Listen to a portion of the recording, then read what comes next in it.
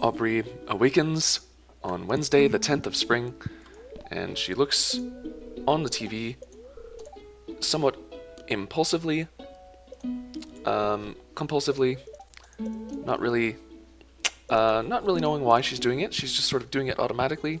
Aubrey isn't quite awake yet. She walks out of her front door and finds Marnie. "Hello, Aubrey," she says. "You see this cat here?" She goes on. "There's a cat there. Aw, I found it sitting outside the entrance to your farm. I think it's a stray, poor little thing," she says. The cat is meowing intently. "I think it likes this place. Hey, don't you think this farm could use a good cat?" she says. "Will you adopt this cat?" "Heck yes, I will adopt this cat. What's this cat's name gonna be? Brienne of Fuck. What's a good name for a cat? How about Joan of Arc? Yeah! Little Joan of Arc, you be a good kitty now, okay?" says Marnie. Oh, hell yeah, that cat is gonna be the best cat. That cat is gonna be so well behaved. It's gonna be our perfect little hunter. It's gonna go and eat all of the mice on the farm.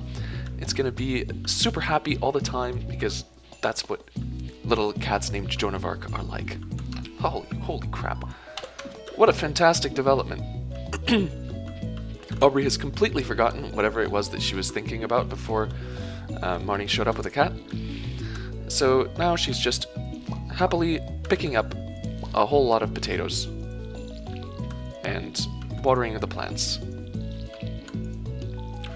What even was I thinking about, Aubrey begins, before that cat showed up with Marnie?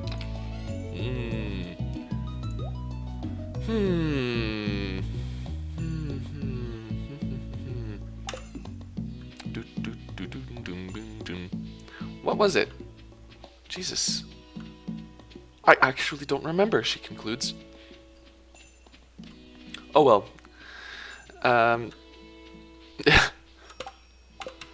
How embarrassing. Okay.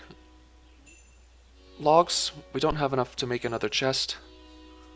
But that is fine. What are we gonna do? We need... Okay, planning time. Here's what we need to do, Aubrey says. She stomps her foot down. She realizes, well, okay, I probably can't think because the cat isn't sitting right in front of me. Hello, cat. Hi. Meow. You're a good kitty. Okay, so what are we going to do? We need to do a few things.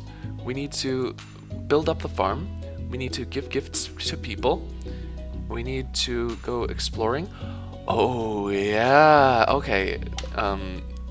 Aubrey remembers what she was going to do.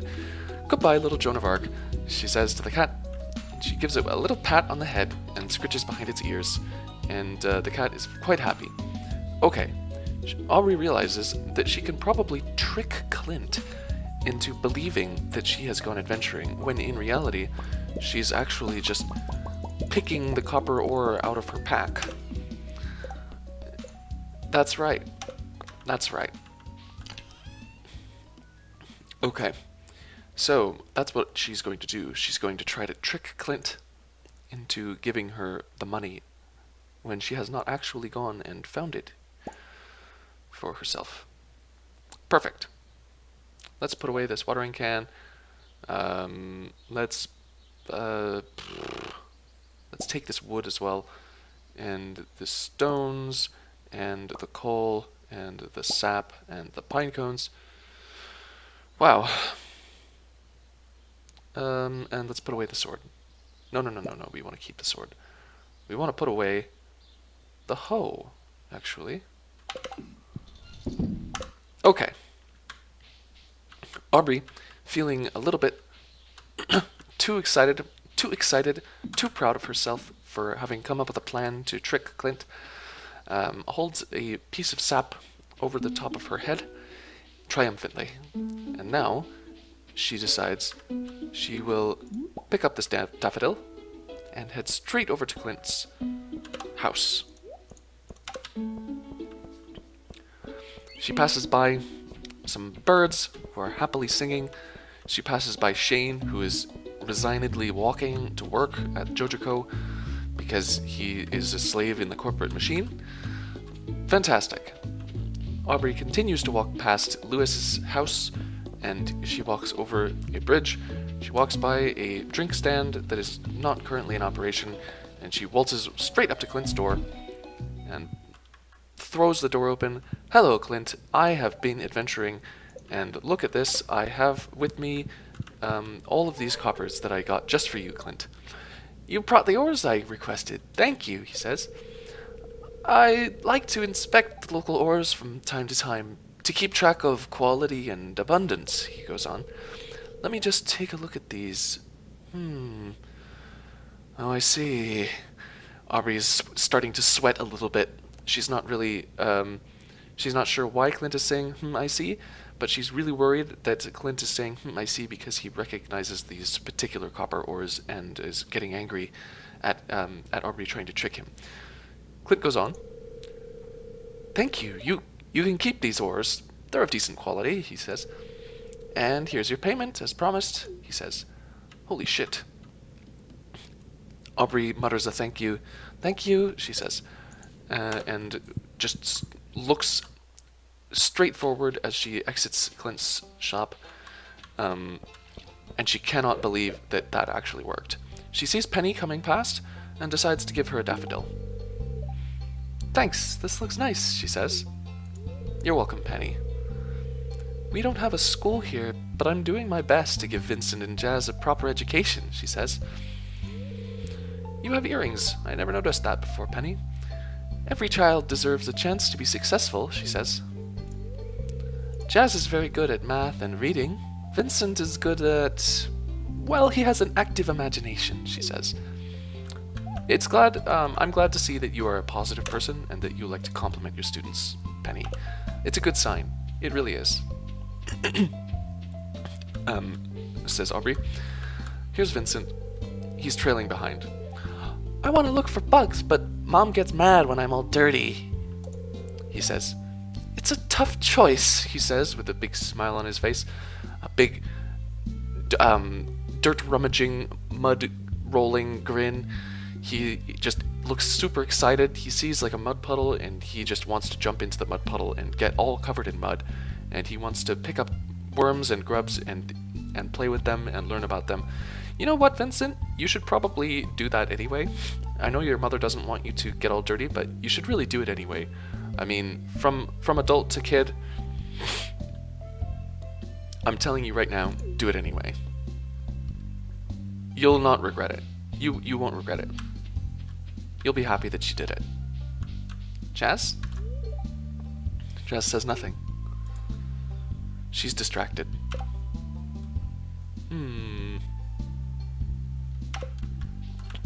Aubrey isn't quite certain what to make of that. Jazz is a hard worker. Let's not bug her. Sweet! Okay. Having accomplished her trickery successfully, Aubrey returns to her farm, and now the task is laid bare before her. Her task today is to completely clean up this entire area and come up with a plan for how the space will be used. She goes to work chopping down branches, digging up stones, and cutting down weeds. Okay. Okay, yes. So, she begins the hypnotic task of clearing the entire farm down to the last square inch. She's not going to be able to clear some of these things, such as these fallen logs, which are too big to be broken by her axe. However, she can certainly do a whole heck of a lot. So that's exactly what she sets out to do. As she breaks rocks that are all sitting in a row. She thinks about what she wants to put on these areas. She thinks. What kind of farm do I want to have? What kind of crops do I want to grow? Do I want to be a pure capitalist? Do I want to make as much money as I possibly can? Or do I want to be like a romanticist? Or what is that? Is that a real thing? A romanticist? Do I want to be a little bit idealistic and have a sense of beauty to my farm? Do I want to basically set up like a massive crop circle in my farm and then pretend that aliens made it? And then when people come and visit, I can tell them, I was just sleeping and I woke up and I saw that my farm had been changed. I had all of my crops neatly laid out in perfect rows, but now look at it. It looks like aliens have redrawn my entire outline. Have redrawn my entire farm. And now I just cannot get over the possibility that aliens have visited and have changed my entire farm. I think that would be funny, Aubrey thinks to herself. But then she sort of glances back and forth and realizes, I'm the only one here. There's no one else here to hear me speaking to myself. And so she just decides to let loose and start talking to herself out loud. Perfect. Okay. I need to put away these coppers, she says, and this geode, and these seeds, and basically all this stuff. Let's put it all away. Actually, sap as well. And she turns around and she starts to clear out the area once again. Just look at all these fallen logs and rocks. Let's see, right outside my house, I think it would be cool to have something that's really pretty.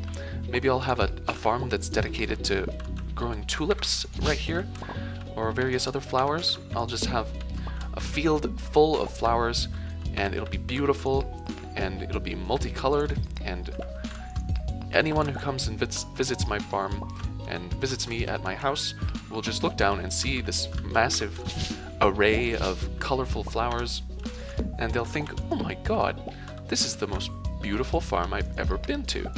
And that image will just stay with them and they won't forget it. Then in the future, when in any situation they're asked to recall the most beautiful farm that they've ever seen, instantly they will think Aubrey's farm, because they will think to themselves, that farm was so fucking beautiful that I was just struck and I couldn't move when I first saw it. So therefore, I'm going to say that Aubrey's farm was the most beautiful. Heck yes. That's Aubrey's goal right now, with this area right here. Oh no, there goes a chameleon. Look, it even blended in with that stump. It's definitely a chameleon, she thinks. But yeah, that's Aubrey's goal for this area.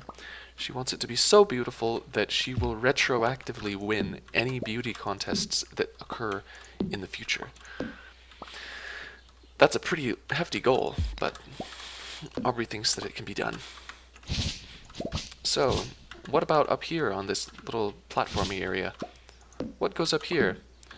She thinks back to the last time she asked herself this question, and she thinks, oh yes, I remember. I had decided that this was going to be some sort of orchard, like a cherry orchard. Up here I will have multiple fruit trees. They will all be lined up in perfect lines, and they will be very well behaved, and if ever one needs to just sit or walk and have a think, they can go up through the cherry orchard and they can watch the cherry blossoms fall, and they'll be generally just overcome with beauty, and they won't have to worry about whatever they were worrying about before, because that's what happens when you're overcome with beauty. You just forget all of your problems, and that is Aubrey's goal for that platform. Oh, look, some worms, says Aubrey. Look, worms right here. I don't have my hoe on me, she goes on. You know what? She continues. I am a perfectionist, and when I am faced with worms, I literally never back down. I never give up, I never let go, and I never let worms do their thing without me interfering. So that's what I'm going to do. I'm going to interfere. So she picks up her hoe, and she looks down at the worms. She sees them wriggling, and for some reason she's not exactly grossed out by it. Like, she sees the worms wriggling, and you'd expect it to be a little bit gross, but instead of feeling grossed out by it, she instead is sort of what's the word? She sort of finds it interesting and satisfying to watch, such as like if you were to stare into a campfire. Basically, it's the same kind of feeling that you would get staring into a campfire. That's the feeling that she gets when she looks at those worms wriggling around. Fantastic. Okay, well, it's been a long, hard day of work, and it's now 7:30 p.m., and it's time for bed because Aubrey's so exhausted. She cleared out like an entire quarter of her farm, and she goes inside her house, sees Joan of Arc. Whoops.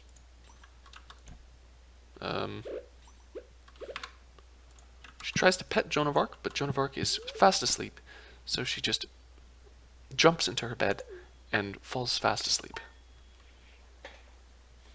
And she gets up on Thursday the 11th to find that Joan of Arc is not inside the house. Joan of Arc is probably outside running around and hunting. Maybe hunting for those chameleons, because come to think of it, if I were a cat, I would be super excited about hunting a foe that could literally turn invisible by way of being so good at blending in with its surroundings. Perfect. Aubrey decides that's exactly what Joan of Arc must be doing. And she looks in the mailbox and finds a letter from Robin. Robin here.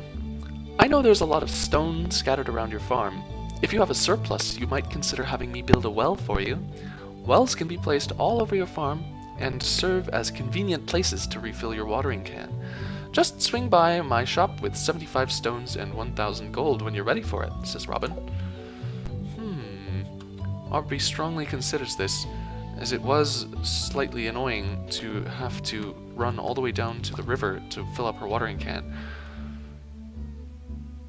Oh, I think this was a mixed seed, she begins, and now it's turning into a cauliflower. That's beautiful. Excellent.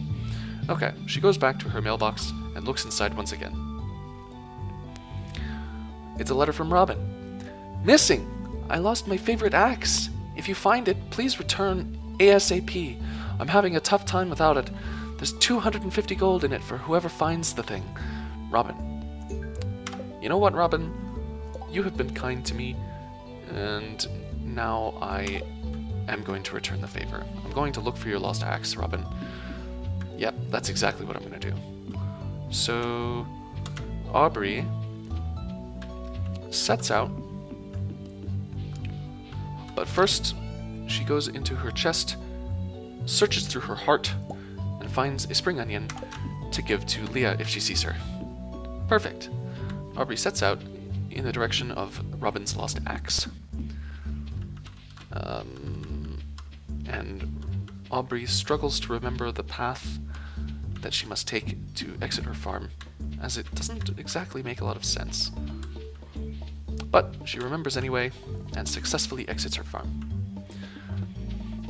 And she continues walking along the path toward where she believes Robin's axe is, though she does get a little bit sidetracked, and decides that she'll spend about an hour pacing back and forth in front of Leah's house, because she really wants to give Leah a spring onion. So Aubrey just sits here, pacing back and forth, looking into the river, looking at the ground, searching for worms, and generally trying to be very careful and not miss Leah when she comes out of her house. Aubrey decides to look a little bit at Leah's decorations. It seems that she has a backyard and a windmill, but the windmill seems to be hooked up to a wire.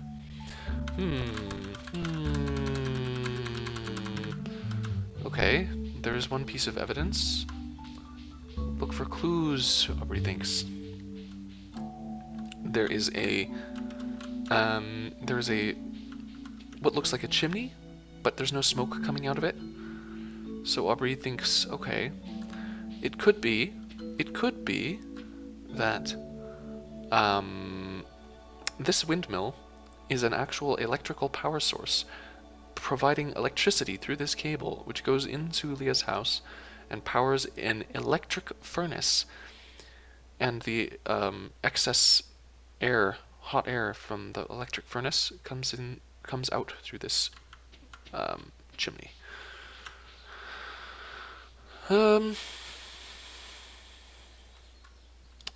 Aubrey is now a little bit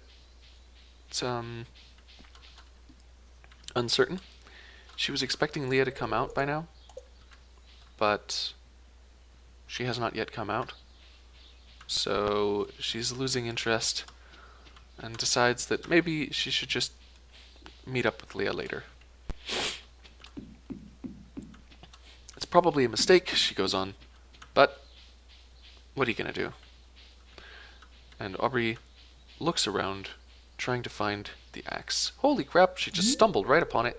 She found the lost axe and turned straight around and headed back up toward Leah's house. If she's quick, she thinks, or if I'm quick, Aubrey thinks, I could maybe catch Leah on her way out of her house this morning. Can I do it? Is Leah here? Is she here? Is she even home?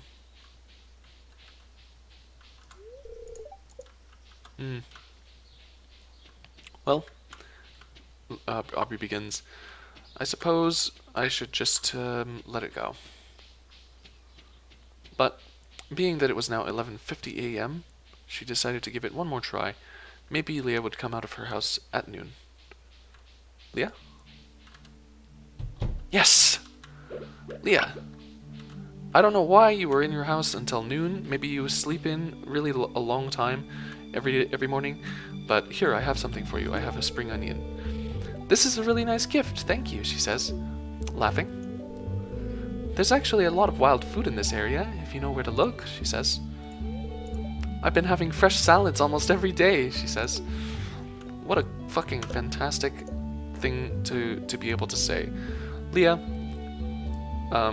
now likes Aubrey 1 out of 10 possible hearts.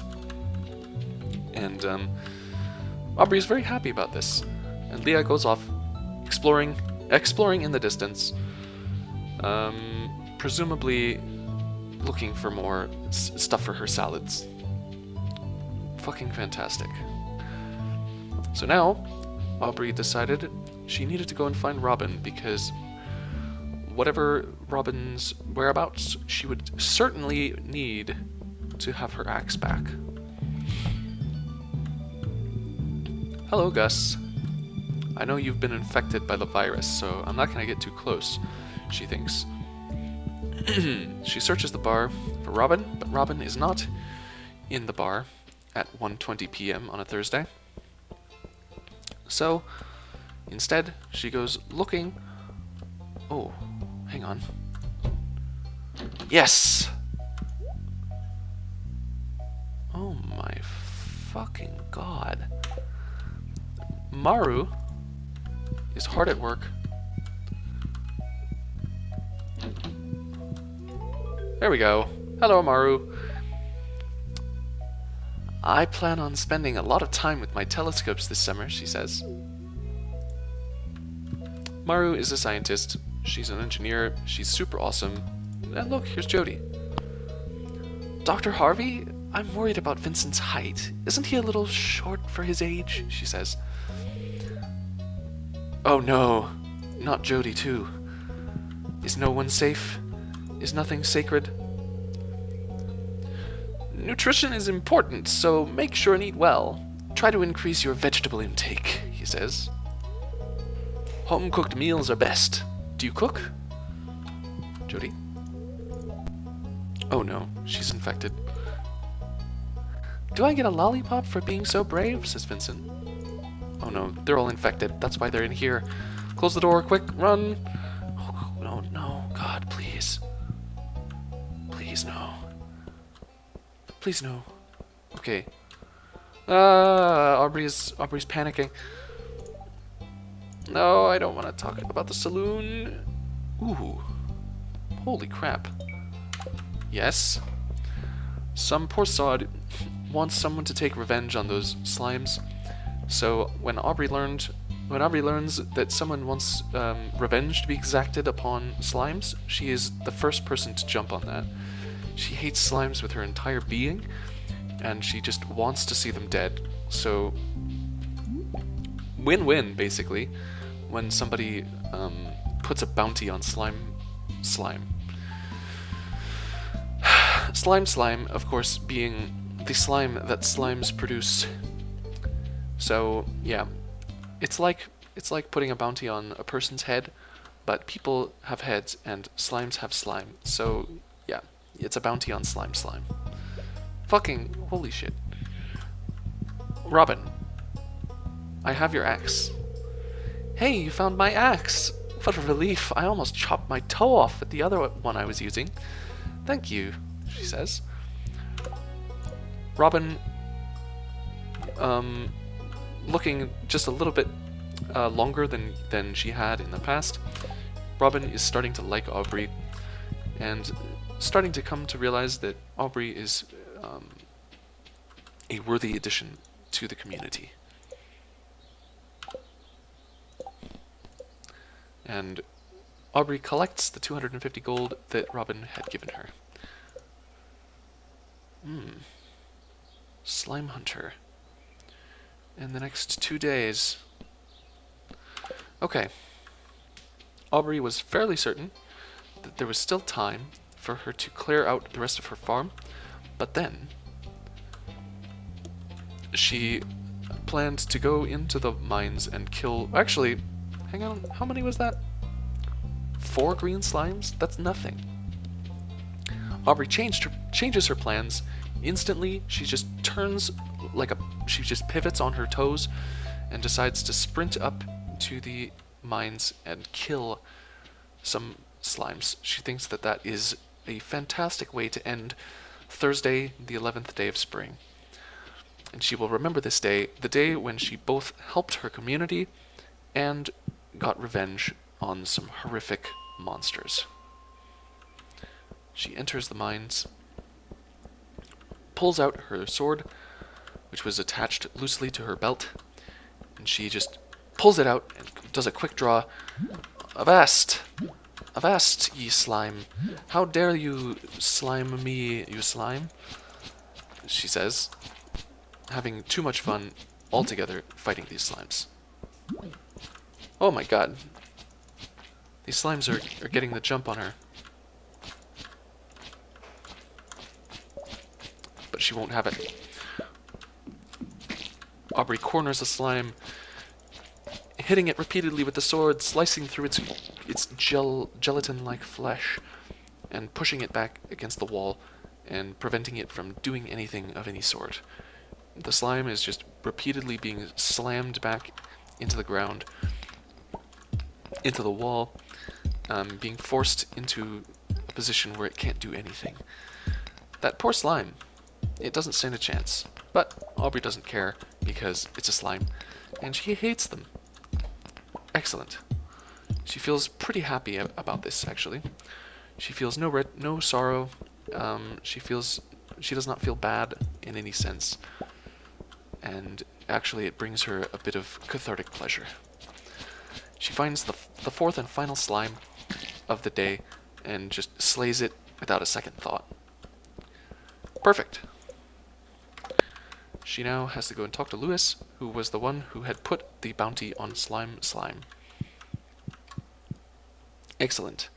She exits the mine and heads back down toward town. She's not sure where Lewis is, but she decides that if she can find Lewis, that would be a perfect end to the day. So she heads off in a direction where she might run into Lewis. Perfect. And it takes her by the river, She looks into the river. It's a bright blue color even at night. This is very clear, very pure water. Look, there's Clint. He's heading into the saloon.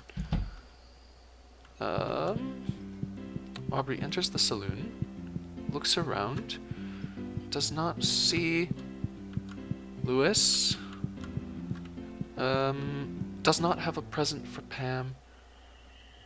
Oh. She enters a cutscene. Linus is digging through George's trash can. George comes out of his house. Linus is scared. He doesn't want to be caught rummaging. Grr. Sounds like those raccoons are back again. Filthy varmints, he says. George sees me passing by. Ah, you turned up at the right moment, miss, he says. Could you do an old man a favor? Could you go around the corner and scare off those raccoons for me? They've been causing a real mess, he says. Thanks. Make sure you give them a good scare so they never come back, he says. He doesn't seem particularly unhappy or angry here. He's just an old guy. He doesn't want his trash to be spread out over the ground. And Linus looks embarrassed. It was me. I'm sorry, he says. Linus looks down, ashamed. I find a lot of hot, fresh food in these cans. Stuff that will go to waste if I don't take it, he says. He moves a bit closer. Do you think there's something wrong with what I'm doing? He asks. And I say, no, it's a shame for the food to go to waste. Thanks, Aubrey. I knew you were an open-minded person. I feel good about what I'm doing. I'm not harming anyone, he says, with a broad smile on his lips. He knows that this is how he will survive. He knows that this is how he will be able to stay on the edge of society and remain an outcast and yet not be killed due to starvation. You can go on home, he continues. I promise I won't rummage in George's can anymore. You can tell him you scared off the raccoons for good. Good. Excellent. Thanks, Linus. And Linus goes off and starts rummaging in the saloon's garbage cans. At that very moment, Gus comes out. Wait, says Gus. Linus is terrified. He's trembling in his boots. Gus comes a bit closer. I know what you were doing, Linus, he says. A bit of time passes. Linus looks ashamed. If you need food, just ask. I don't want anyone in Pelican Town to go hungry, says Gus. Here, I've got a basket of zucchini fritters for you. Just make sure you dip them in my spicy marinara, he says. Go on, take it. Linus looks somehow even more ashamed now that he has received food from Gus. Receiving kindness is a heartwarming thing that he's not used to. He doesn't know how to respond to this kindness, and while it doesn't exactly make him uncomfortable, he does feel a bit bad because he doesn't know how to properly respond. Poor Linus. Well, it seems like... Oh, Lewis is here. Fuck yes. Aubrey, so you helped us with our slime problem? Thank you, he says. I hope you didn't go through too much trouble. Those slimes can be pretty dangerous in groups. It should be a little easier to go spelunking now, thanks to your efforts. Enjoy your reward, he says. Of 240 gold. Holy crap. Thanks, Lewis. I nearly have enough for that adventuring backpack now. Aubrey thinks. Adventuring backpack. Yes. If I can make, she begins, 148 gold pieces by selling things tonight in Lewis's weird vampire box, then perhaps...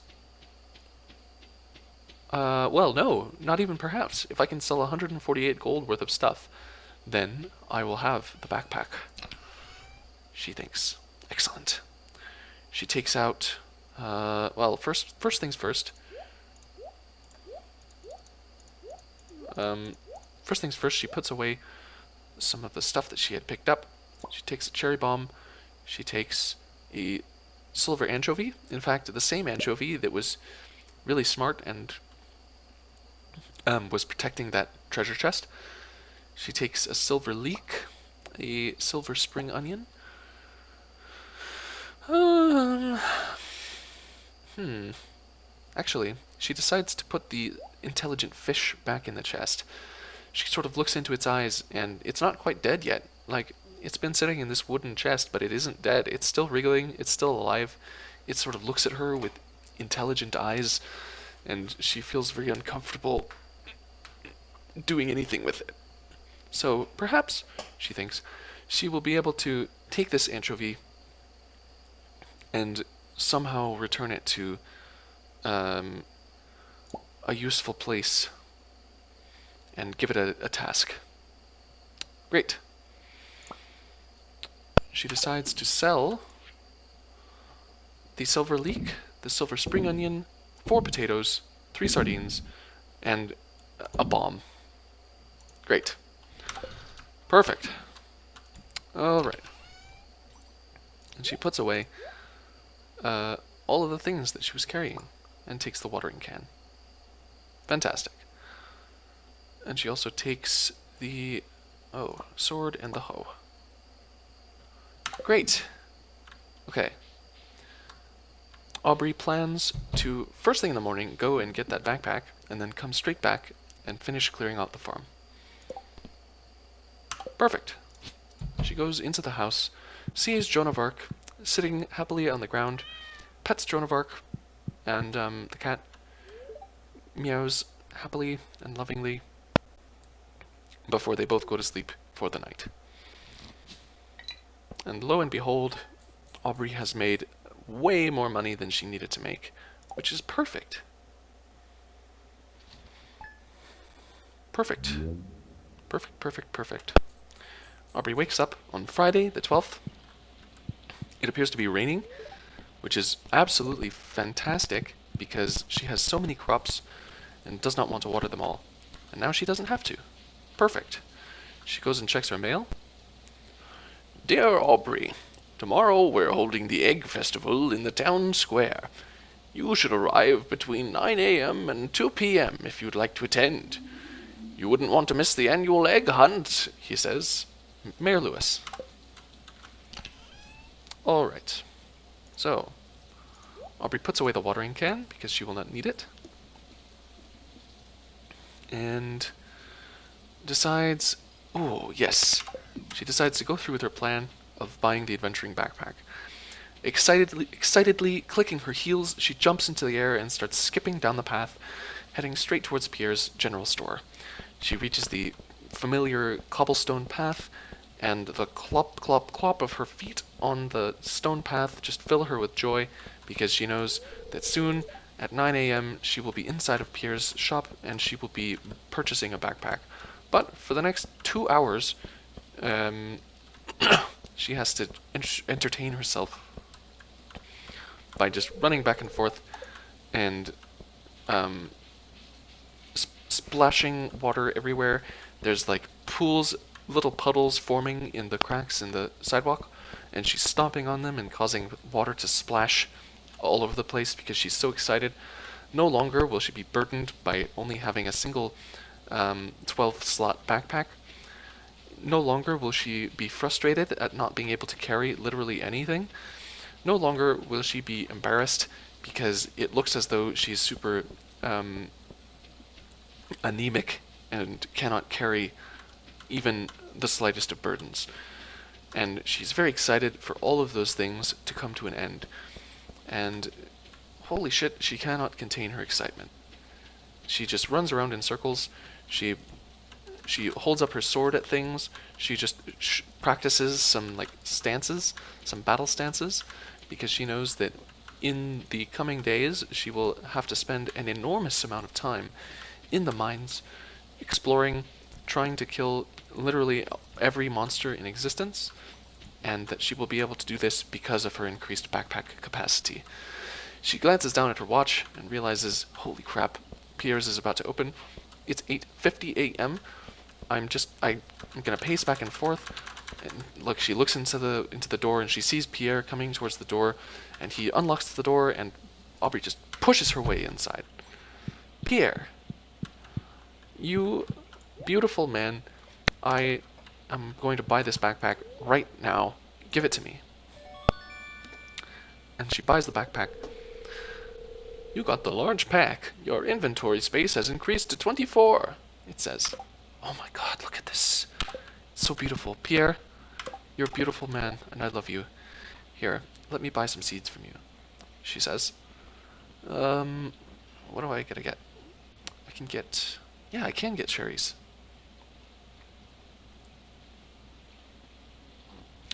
Okay.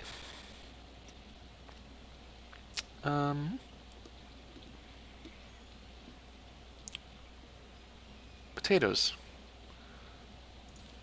Aubrey buys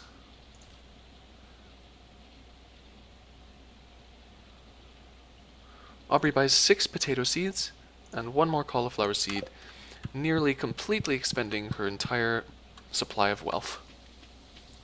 And she does not regret this in the slightest. She, even more happy than she was when she woke up, which somehow is possible. I don't know how that's possible. Or Aubrey doesn't know how that's possible. She is even more happy than she was, and she jumps and clicks her heels, not just once now, but twice. She clicks her heels twice before landing back on the ground, runs up, picks up flowers, is super happy, splashes in the rain, and she's completely soaked through now to the bone with rainwater, but she doesn't care because she has literally everything that she needs, and that is fantastic. So, she plants 1 more cauliflower, which instantly becomes watered by the rain, which is awesome. And then she clears out a plot for some potatoes as well.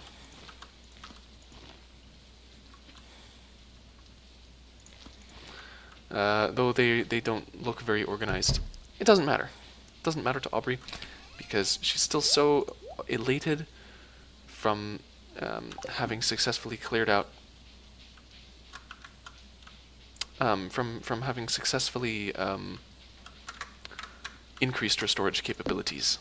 And she just runs around in the rain, soaking wet, searching for objects that are on her property that she can remove from her property, because such things bring her great joy. She's deriving a huge amount of pleasure from clearing all the junk off of her property now, which is super awesome because she's going to need to impress people if she wants to make a lot of friends here. And she certainly needs to impress people if she wants to retroactively win competitions regarding farm beauty in the future. Excellent. Well, feeling completely driven and determined to accomplish that task, she feels that there is absolutely no need to be worried, and she quite happily runs across her property, chopping down weeds, chopping logs off of the ground, and breaking rocks. And every time she breaks a rock, it just flies up out of the ground, and she just picks it up out of the air, snatches it deftly, and every time she hits a... the fuck? Every time she hits a branch off of the ground, it too just flies up out of the ground into her hands, and she just snatches it out of the air, like with the reflexes of a cat. And she's so happy, she doesn't even think it's weird that she has this like superhuman level of reflexes, because she figures that's just her extra enthusiasm that's doing that. And she doesn't think anything of it. Perfect. And she's nearly halfway done clearing her farm now, she thinks. Well, clearing her property. It's not exactly a farm yet, but she intends to make it into a farm. And by God, she's so determined now that there's nothing that's going to stop her from doing that. So she just feverishly chops wood, feverishly mines stone, and feverishly runs around, getting absolutely soaked. It's not even a question now of whether she's going to get soaked. She is already soaked, and there's nothing that she can do about it. Um,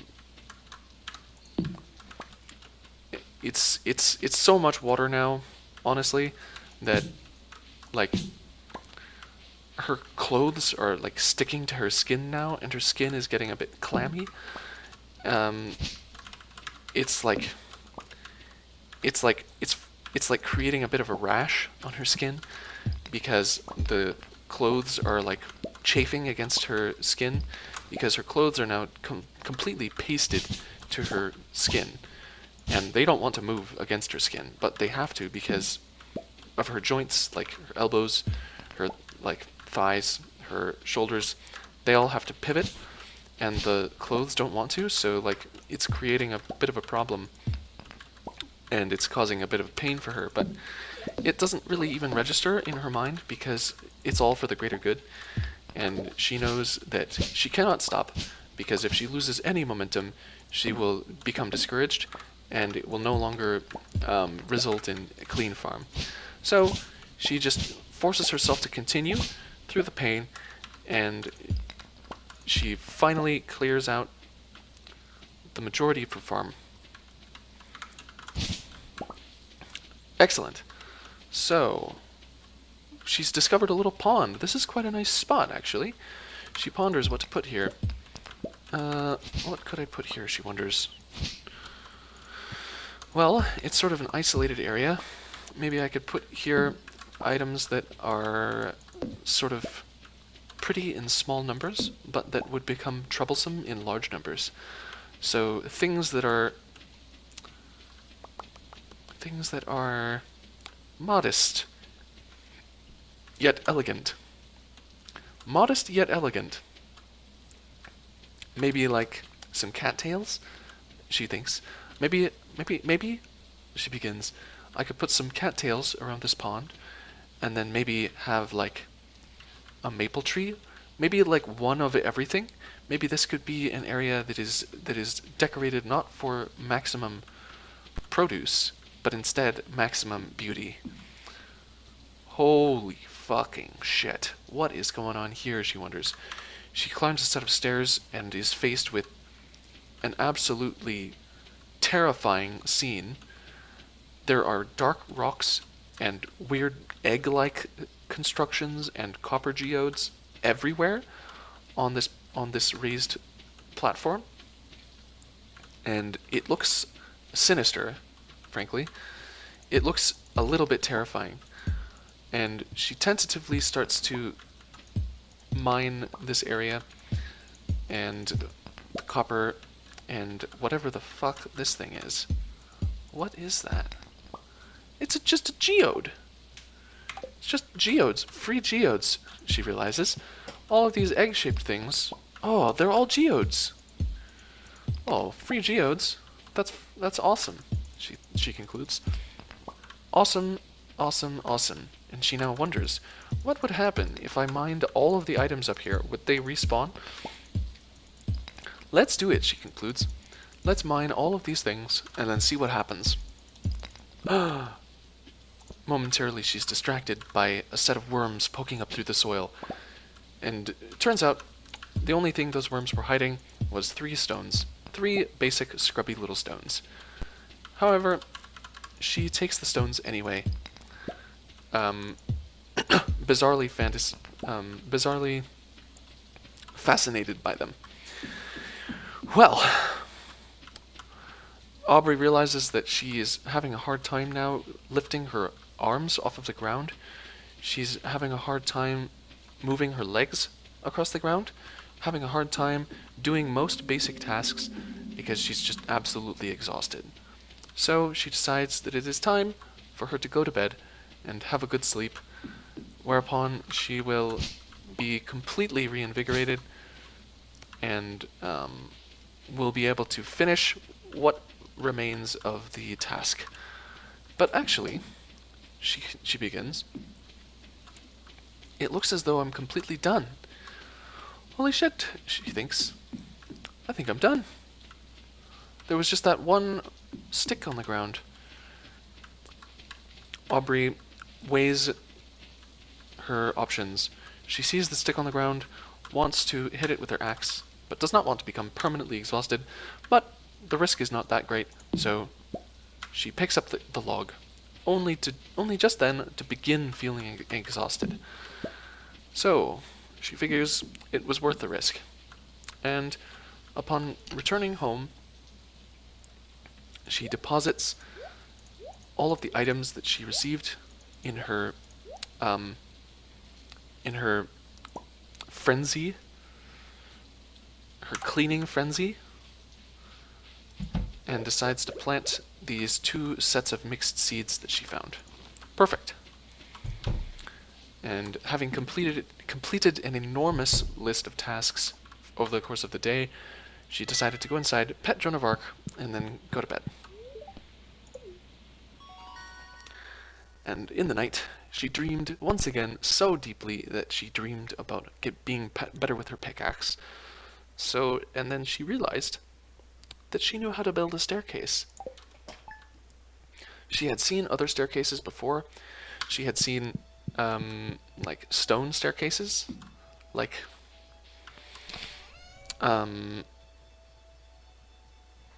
you know, outside.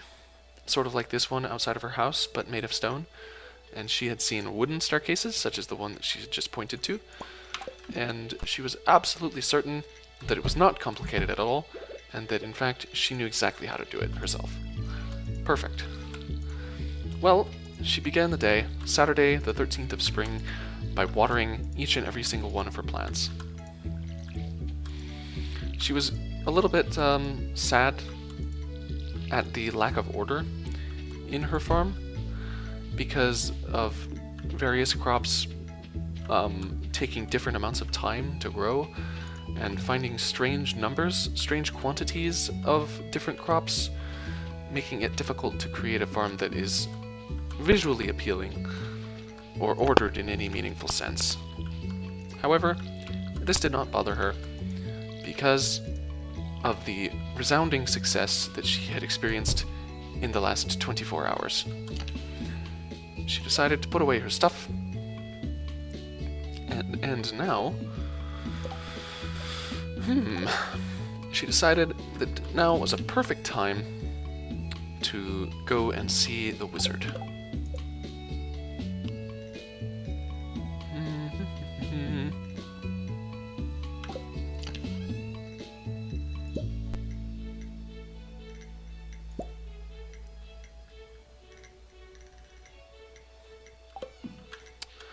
However,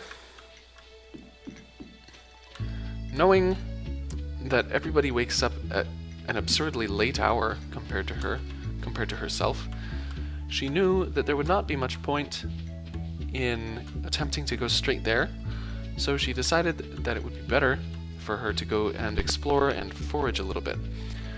Maybe she could find some leeks on the ground. Maybe she could find some wild horseradish on the ground. Maybe she could find some plants and just destroy them on the ground.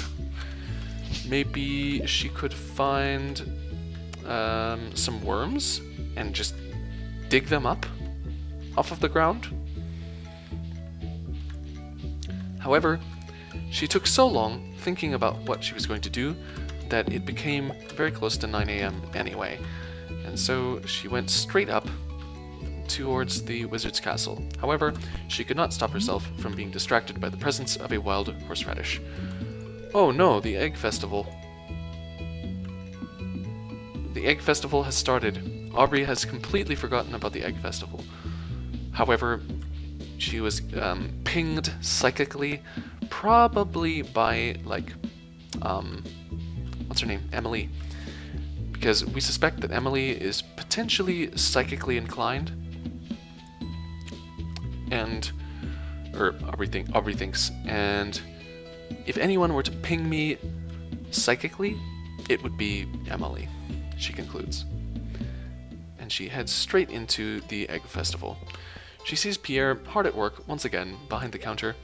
Does he ever stop working? No one knows. I wonder how his family feels about that. They can't be super excited about it. Shane?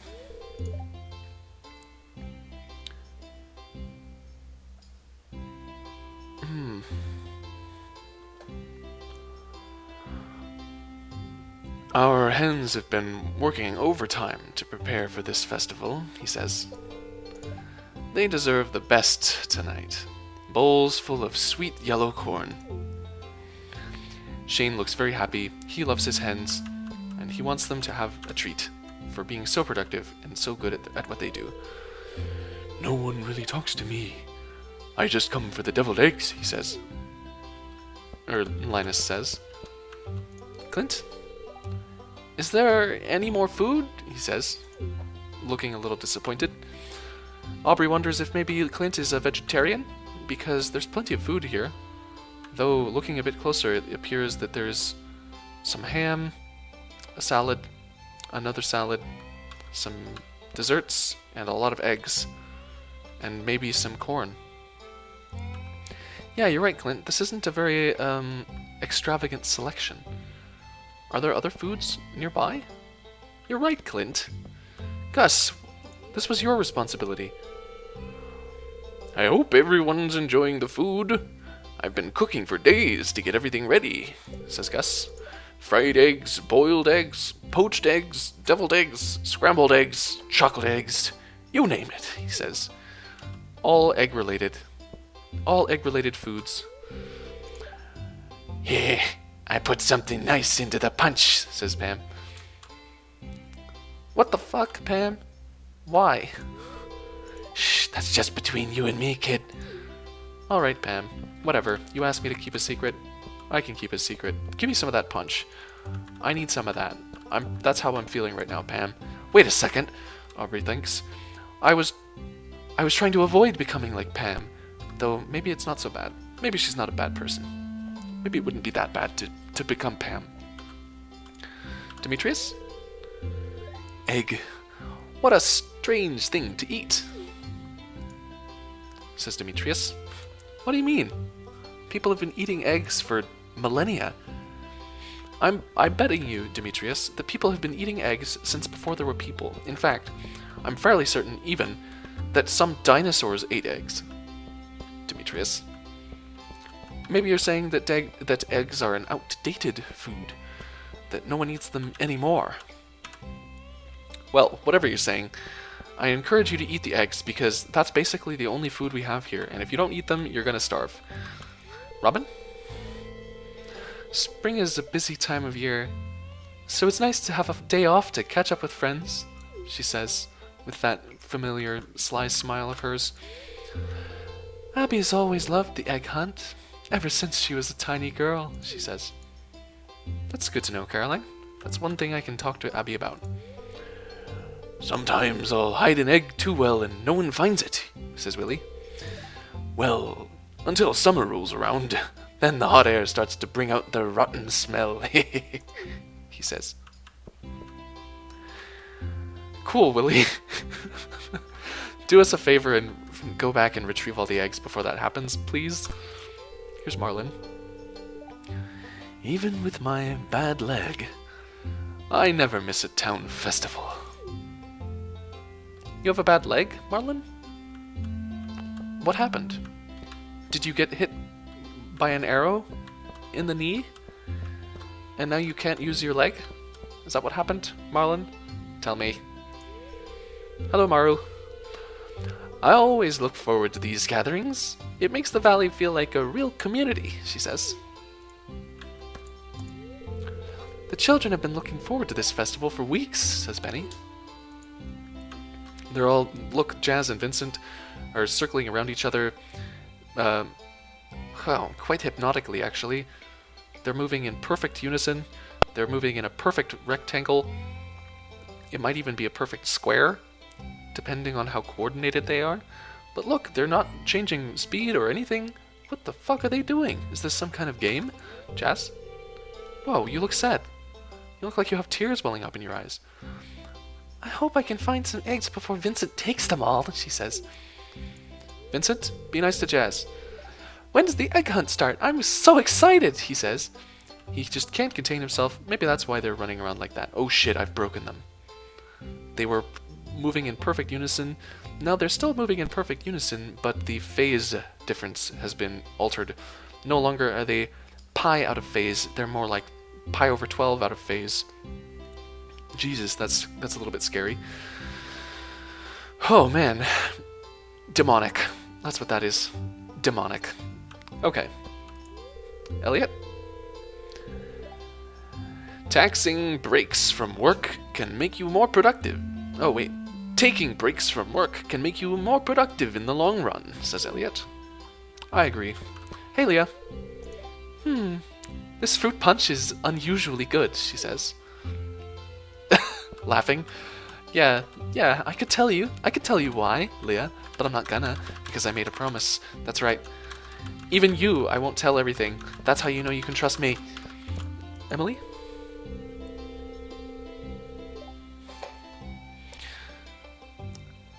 I've been up since dawn coloring eggs. It's always my favorite part of the season, says Emily. Vincent loves this festival.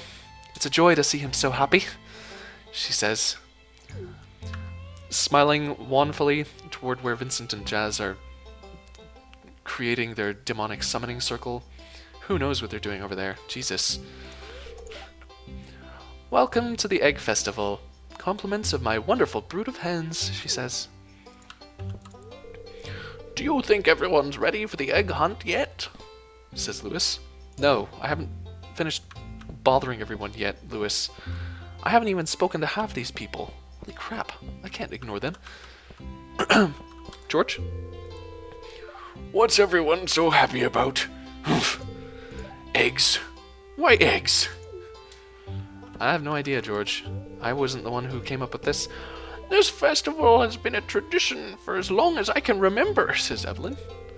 Tradition connects us with both the past and the future. It's comforting, she says. Somehow slightly in response to George. Evelyn is working very hard. She works very hard to keep George under control. She's a good woman. I try to eat at least 3 eggs every day, says Alex. I need that protein for my legs, he says. He's talking to Haley.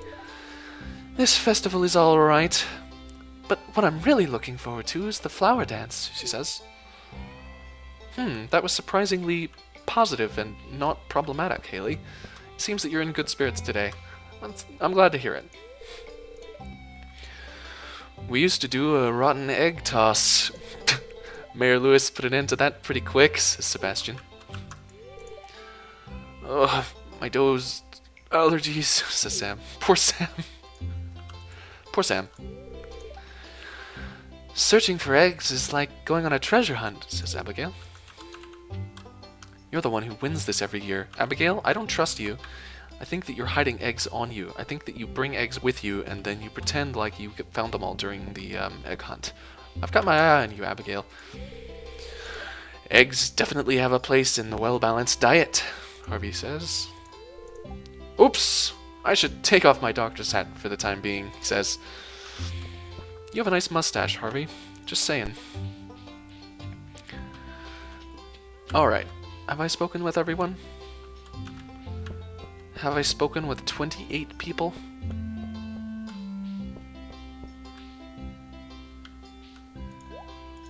I don't think I actually spoke to Pierre. Does he actually have anything to say? Aubrey thinks. He's always hiding behind his shop. No, I don't think I can talk to him, she concludes. He's gone into full merchant mode. He's no longer thinking about anything else. Poor Pierre. And I feel a bit bad for him and his family. Though, it seems like that's what he wants to do, so good on him. Alright, Lewis. Do you think everyone's ready for the egg hunt yet? He says. Yes. Let's start.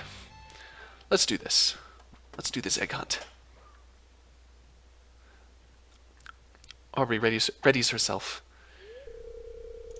It's time for the highlight of today's festivities, the annual spring egg hunt, announces Lewis. Jazz and Vincent jump up in excitement. Calm down now, kiddos. You're going to need all your energy if you hope to find the most eggs and take home the exclusive prize, he says. They look at each other, feeling directly reprimanded. They will contain their excitement. Now, is everyone ready? He says. Let the egg hunt begin, he announces. And we all scatter. Aubrey attempts to look in places that no one else would look. She attempts to find eggs. She finds a single egg. She sees an egg hiding behind a location. On the way to that location, she finds another egg. She then reaches that location, picks up the egg, sees that a bunch of people aren't even participating. Killjoys.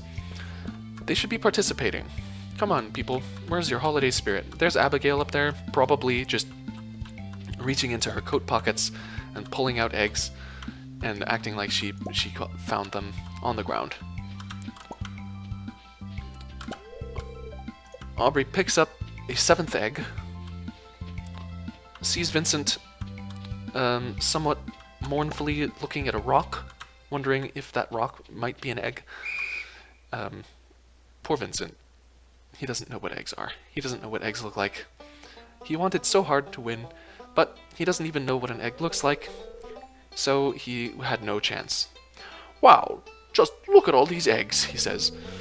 Now, if only I could get you kids to pick up litter this efficiently, we'd have the cleanest town this side of the Gem Sea, he says. And now, the winner of this year's egg hunt. Abigail, she thinks. Abigail! Big surprise. Off goes Abigail to retrieve her prize. Here's your prize, Abigail. Enjoy.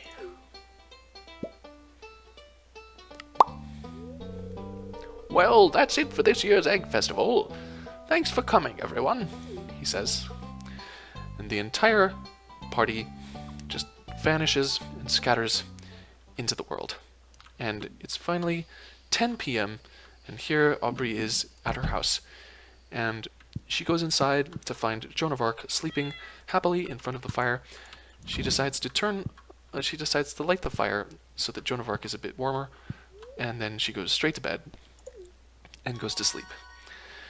During the night, she dreams about running through the forest. She dreams that she's running through like a